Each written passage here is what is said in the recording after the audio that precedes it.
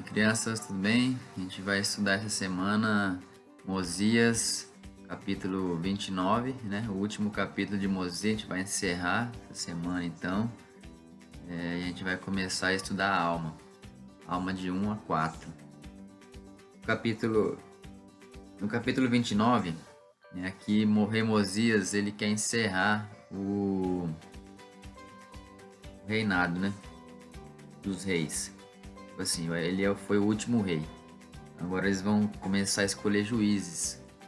O primeiro juiz supremo, pela voz do povo, foi Alma, né? Alma, o filho. E aqui também a gente vai ter a questão de... Ele também é o sumo sacerdote da igreja, né? Alma, o filho, aquele mesmo lá que viu o anjo, né? Que a gente estudou semana passada. Que viu o anjo, ele e os filhos de Mosias, porque eles estavam perseguindo a igreja.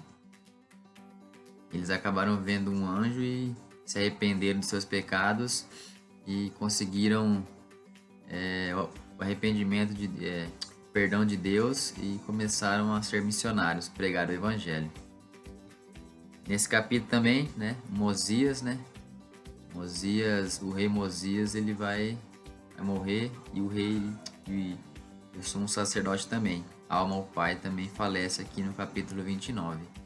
E começa o reinado dos juízes, né?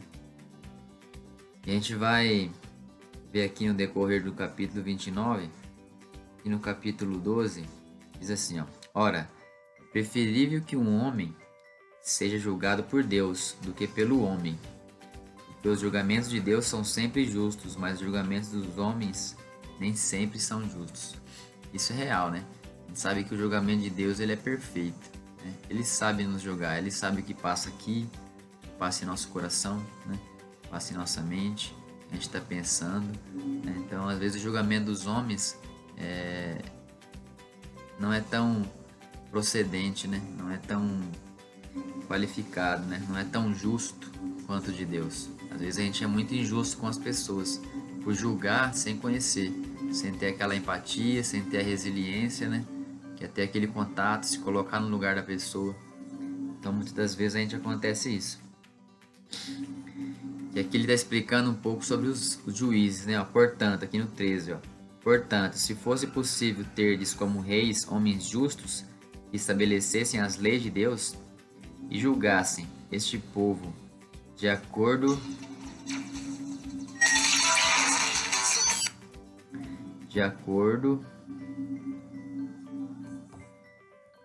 com seus mandamentos. Sim, se fosse possível terdes como reis homens que procedessem como meu pai Benjamim,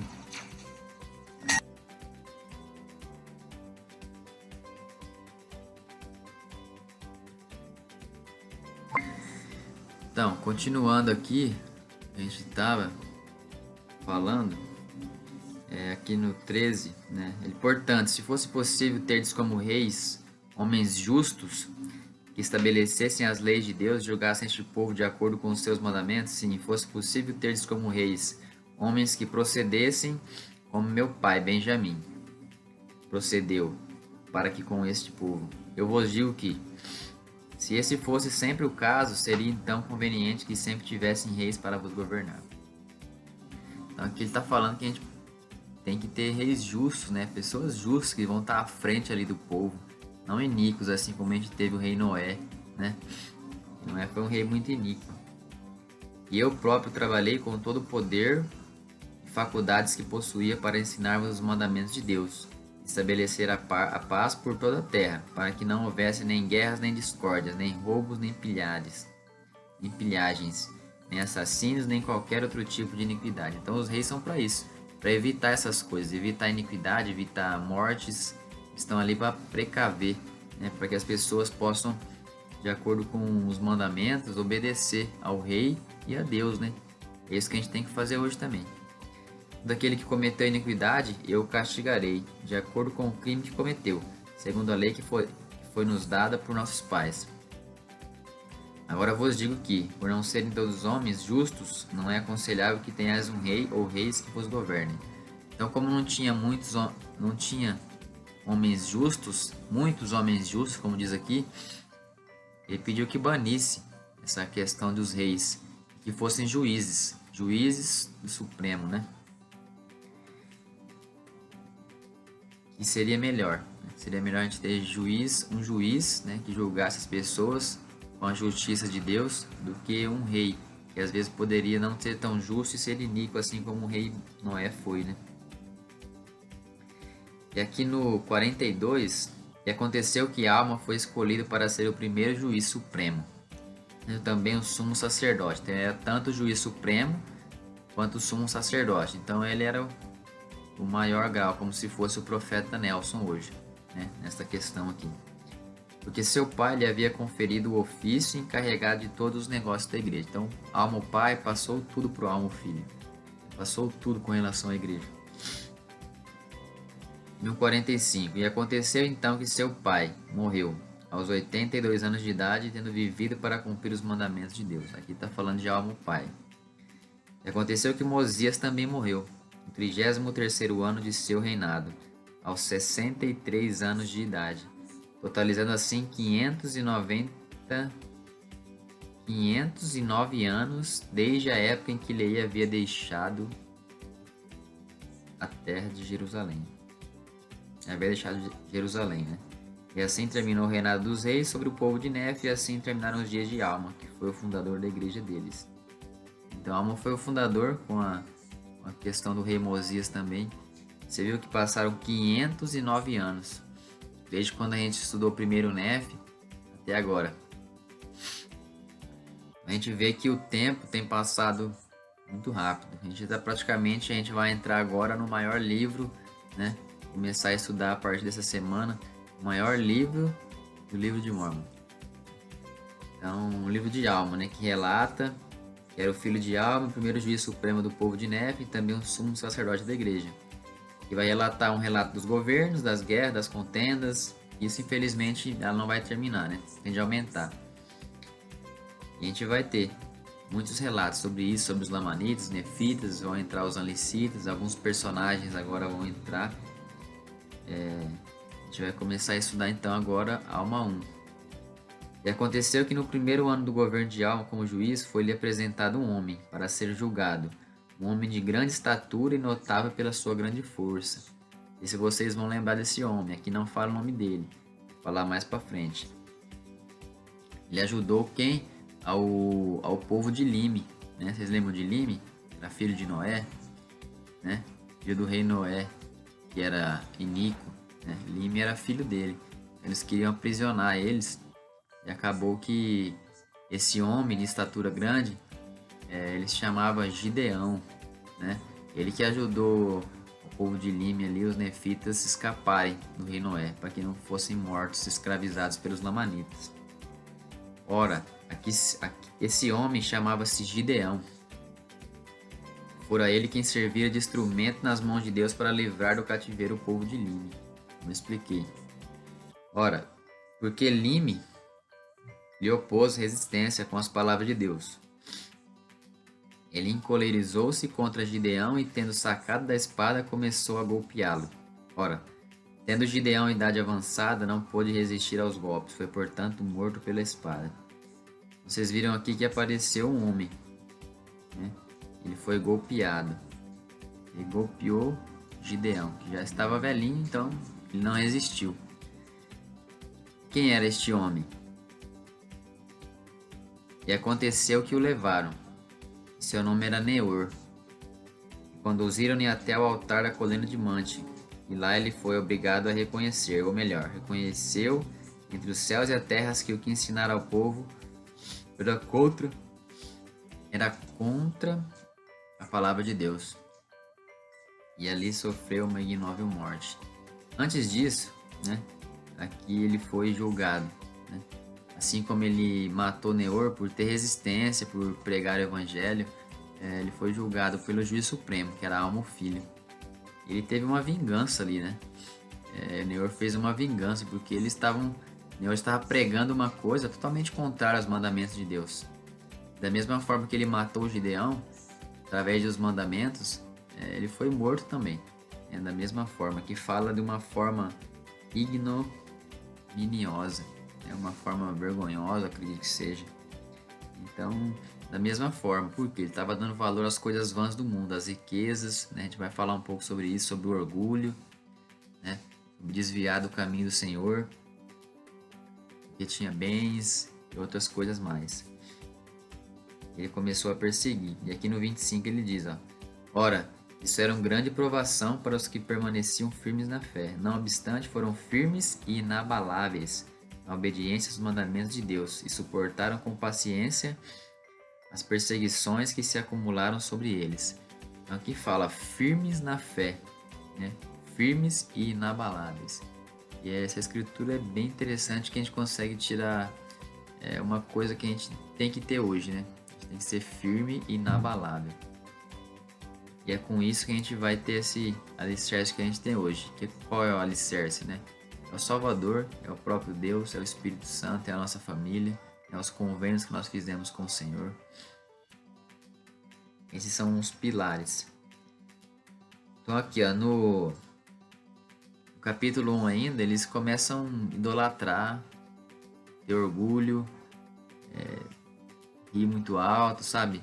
Não tem reverência nenhuma, começam a ter orgulho e valorizar as coisas materiais.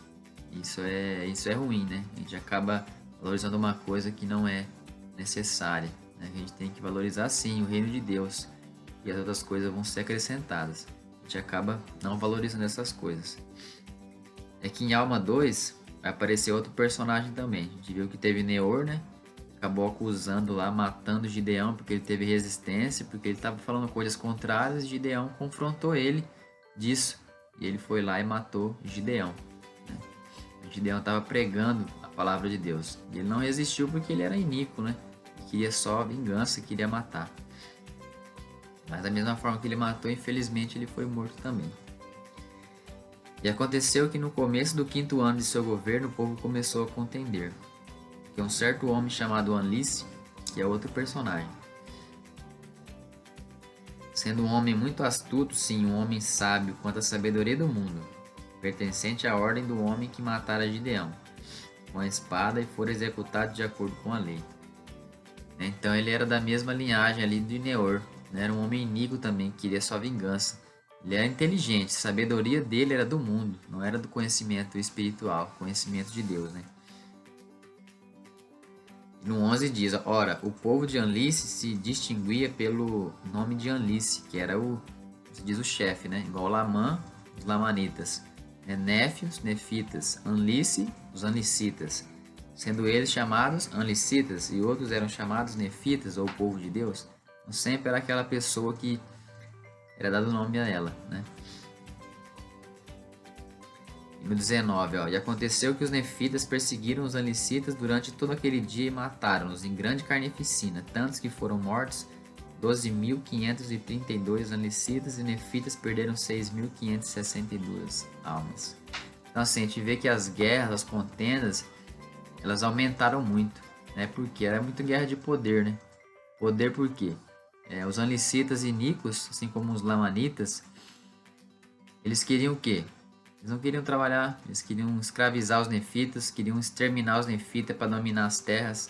Eles queriam acabar com tudo, com os ensinamentos de Deus, acabar com o povo de Deus, né? Porque eles eram do inimigo, eram do diabo, infelizmente. Mas muitos lamanitas se converteram, né?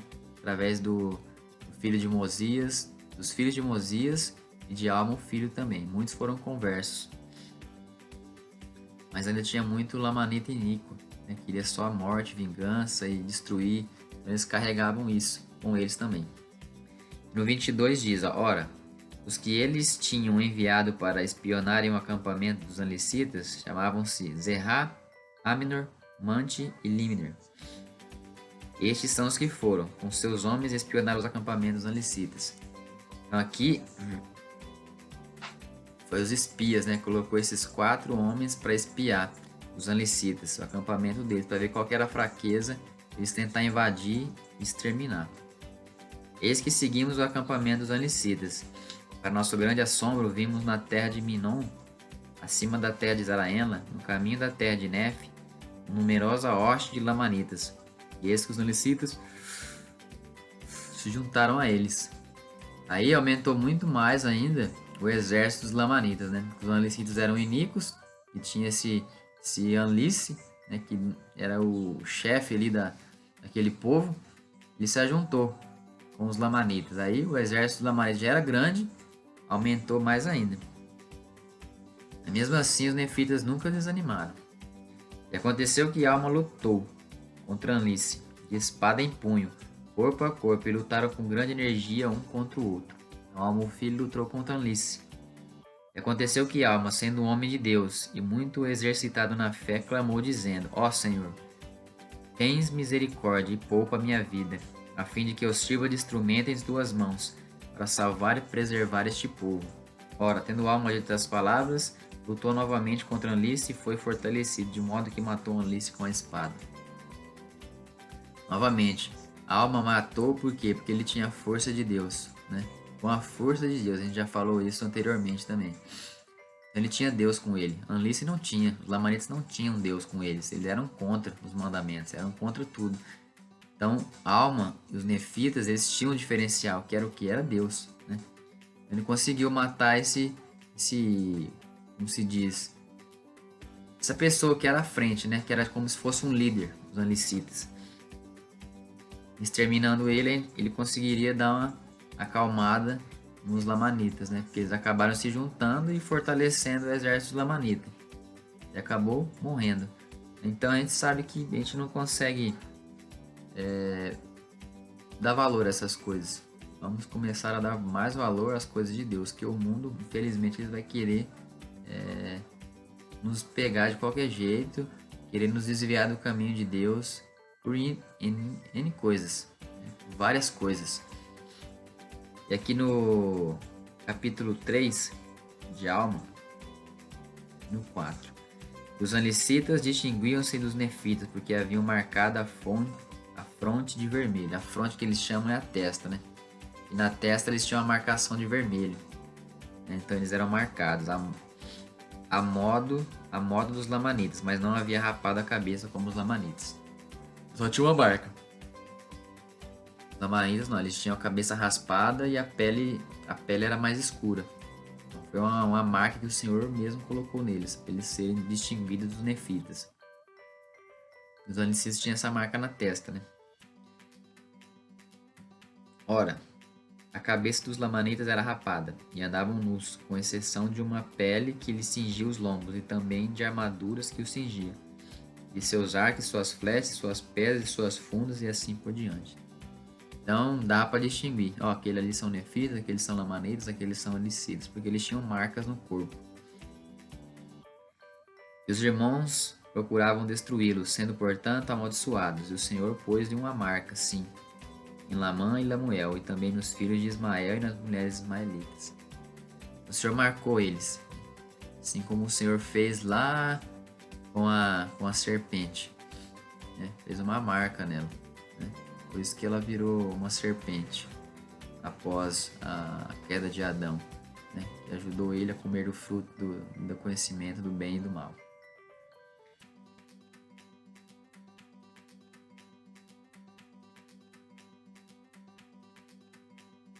E com isso eles não se misturavam, porque a gente sabia distinguir, ó, aquele ancita e Nico, o outro ali cabeça rapada, lamanita, pé escura. Então os nefitas não tinham nenhuma marca, então era mais fácil de distinguir. E aqui no decorrer do 3 eles se rebelaram, ficaram furiosos com as coisas que aconteceram. E aqui no 26 ele diz, ó: em um ano, milhares e dezenas de milhares de almas foram enviadas para o mundo eterno, a fim de colherem suas recompensas de acordo com suas obras. Tivessem sido elas boas ou tivessem sido más, mas para colherem felicidade eterna ou miséria eterna, de acordo com o espírito a que desejavam obedecer. Fosse um bom ou mau espírito. Sono hoje, hein? Porque todo homem recebe recompensa daquele a quem decide obedecer, e isso de acordo com as palavras do espírito de profecia, portanto, que seja conforme a verdade. E assim terminou o 5º ano do governo dos juízes, que já era o 5º ano que Alma, o filho, estava comandando os nefitas como juiz. Aqui ainda continuaram as batalhas, os lamanitas amaldiçoando os nefitas, aquela guerra que a gente sabe desde que eles se separaram lá, né? Que lá a mãe Lemuel foi para um canto e Nefe e Sam foram para outro, né? Com seus pais. E a inveja era muita, o orgulho era muito, eles se vangloriavam em bens materiais, em roupas finas. E no 4, pra gente encerrar o capítulo de Alma essa semana, aqui vai falar que Alma batiza milhares de conversos, vai explicar bastante sobre a igreja, a iniquidade acaba se infiltrando novamente na igreja, né? E acaba destruindo o progresso, né, da igreja. E aqui vai aparecer mais um personagem, a gente vai falar dele aqui mais pra frente. E Alma, como sumo sacerdote, continua se dedicando ao ministério. E aqui no 4 a gente começa, ó. Começaram a organizar a igreja mais plenamente. Sim, muitos foram batizados nas águas de Sidom, unindo-se à igreja de Deus. Sim, foram batizados pela mão de Deus. Sono hoje, hein? Que havia sido consagrado sumo sacerdote do povo da igreja pela mão de seu pai, Alma. E aqui, ó, eles fala sobre riquezas, roupas finas. Então, o Senhor aconselha nós. Ele não diz que nós não devemos ter, mas que nós não deixamos que isso se torne um Deus para nós. Nem o dinheiro, nem as roupas finas, nem os bens materiais. Deus é um só. O Senhor não requer que nós não temos uma casa boa, um carro bom, né? Ou qualquer outra coisa. Ele não quer que nós não temos. Só quer que nós tomemos cuidado e não tomar posse dessas coisas e acabar se vangloriando com isso. Aqui no 8 ele diz, ó, porque viram e observaram com grande tristeza que o povo da igreja começava a engrandecer-se no orgulho de seus olhos e a voltar o coração para as riquezas, para as coisas vãs do mundo. Eles começavam a desdenhar uns dos outros e perseguir os que não acreditavam segundo sua própria vontade e prazer.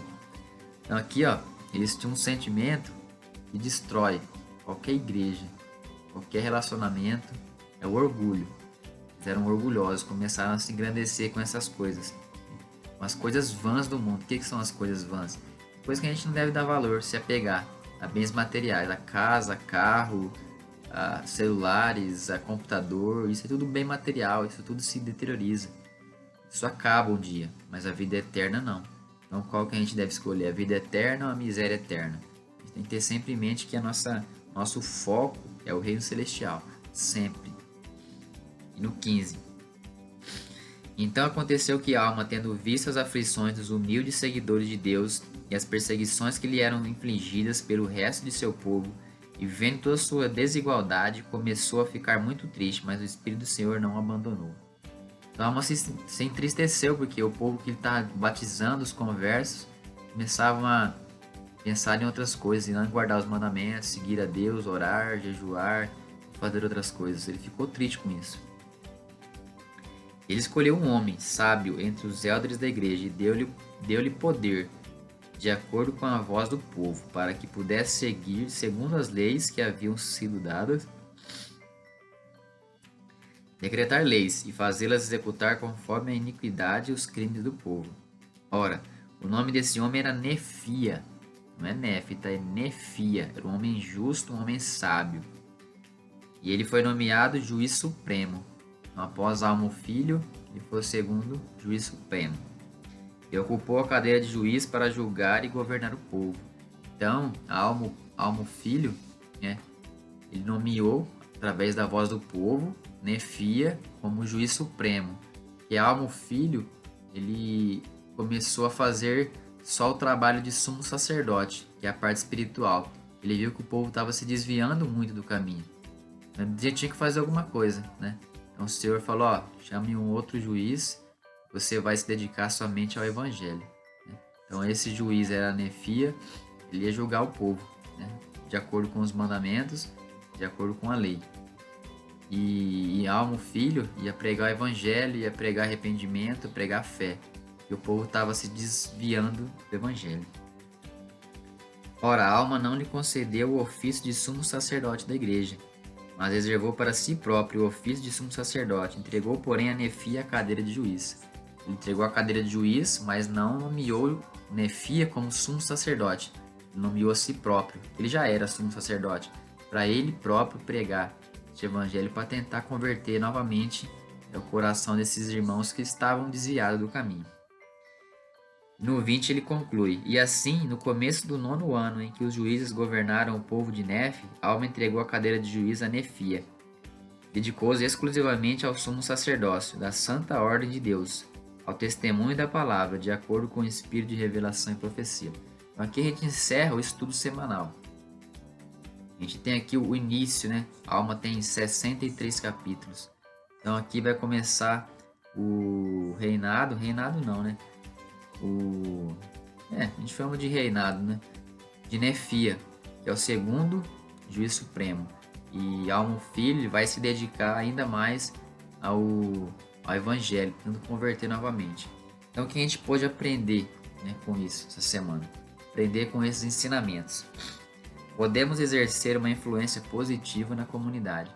Sempre dito aqui, a voz do povo de Deus. Quem é o povo de Deus aqui? São as pessoas, né? Somos nós. Eles foram escolhidos não somente pelo Alma, o Filho, mas pela voz de Deus. Então nós podemos influenciar nossa comunidade também, onde a gente mora. Nosso bairro, nosso condomínio, nossa cidade. A gente pode ajudar isso. Posso reconhecer e rejeitar doutrinas falsas. Então, infelizmente, nesses últimos dias vão aparecer muitas pessoas que vão tentar influenciar vocês. Vão tentar desviar vocês do caminho com doutrinas falsas. Mas eles vão ser muito bem vestidos, de gravata, de terno, bem aperfeiçoado, pessoas inteligentes, mais dos conhecimentos do mundo. Não tem o conhecimento da palavra de Deus.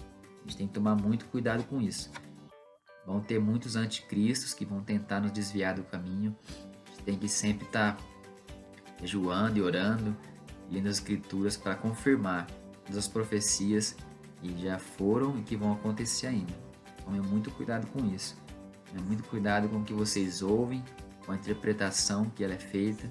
Qualquer coisinha vira uma pedra de tropeço e a gente acaba desviando do caminho e achando que as coisas do evangelho é tudo falso, que as coisas não são para o nosso crescimento aqui na terra.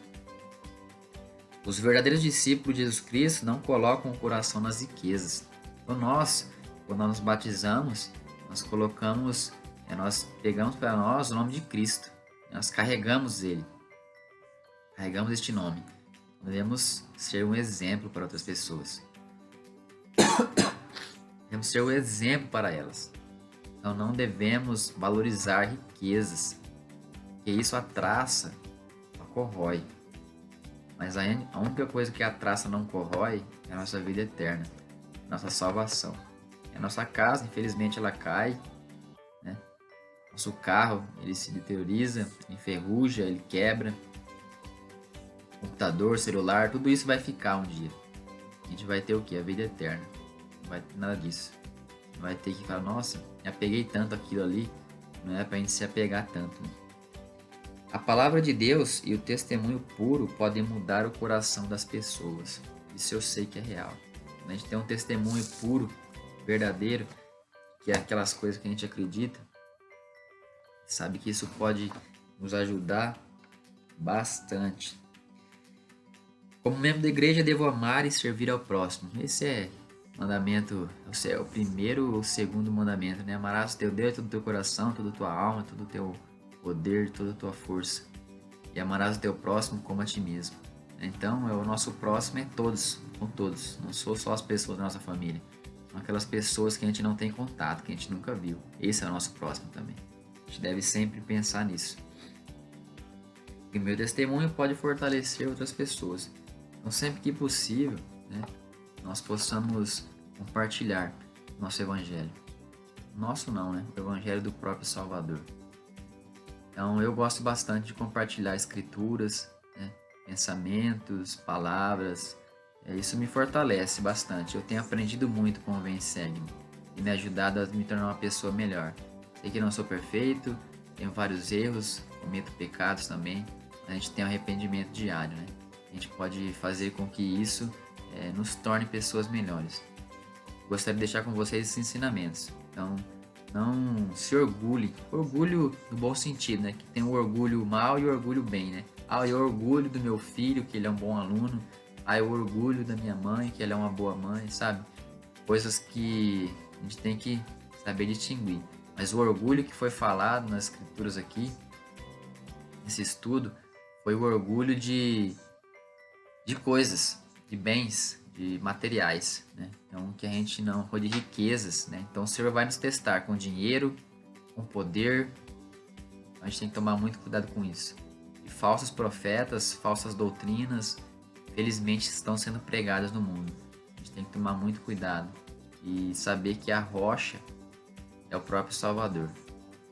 Através da oração, é através do jejum que a gente vai conseguir alcançar a vida eterna. Esse eu gostaria de deixar com vocês, né? Em nome de Jesus Cristo. Amém. Então que a gente possa ter uma ótima semana aí. E para a próxima semana a gente vai estudar. Vou confirmar aqui. Esteja estudando em casa já. Alma 5 a 7. Então vai ser Alma 5, 6 e 7. São 3 capítulos. Alma 5 bem longo, tá? Eu tava dando uma olhada já, dando spoiler. É bem longo. Mas, então que a gente possa aprender cada vez mais sobre isso. Até mais.